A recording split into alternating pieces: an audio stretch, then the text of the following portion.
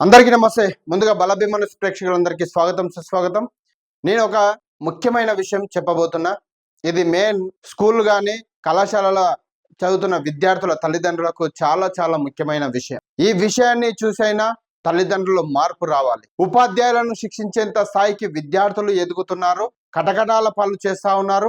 ఈ సమాజం ఎటుపోతుంది, ఎందుకు పోతుంది, ఎలా పోతుంది అనే విషయాలు చాలా చాలా వింటుంటే బాధాకరంగా ఉంటుంది. సో ఈ నేపథ్యంలోనే గత 2-3 రోజుల క్రితం జరిగిన ఒక సంఘటన చాలా బాధాకరం. చాలా మంది జైలు పాలు అయిన ఘటనలు కూడా మనం చూస్తా ఉన్నాం.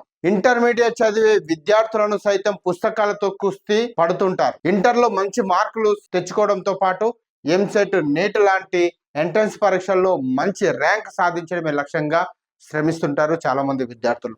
ఎంత చదివినా సరే సిలబస్ అయిపోక కొందరు గాబర పడుతుంటారు.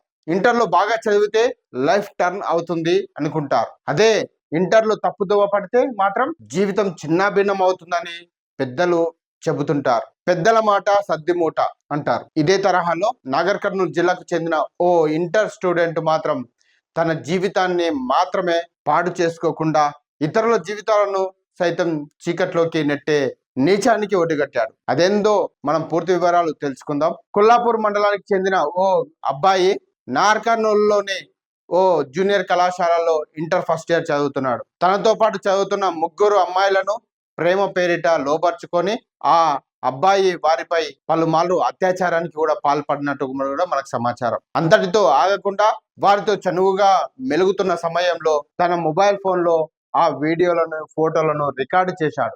డబ్బులు ఇవ్వకపోతే ఈ వీడియోలను, ఫోటోలను సోషల్ మీడియాలో పెట్టి మీ పరువును బజారుకి ఇడుస్తానని పలుమార్లు బెదిరించాడు.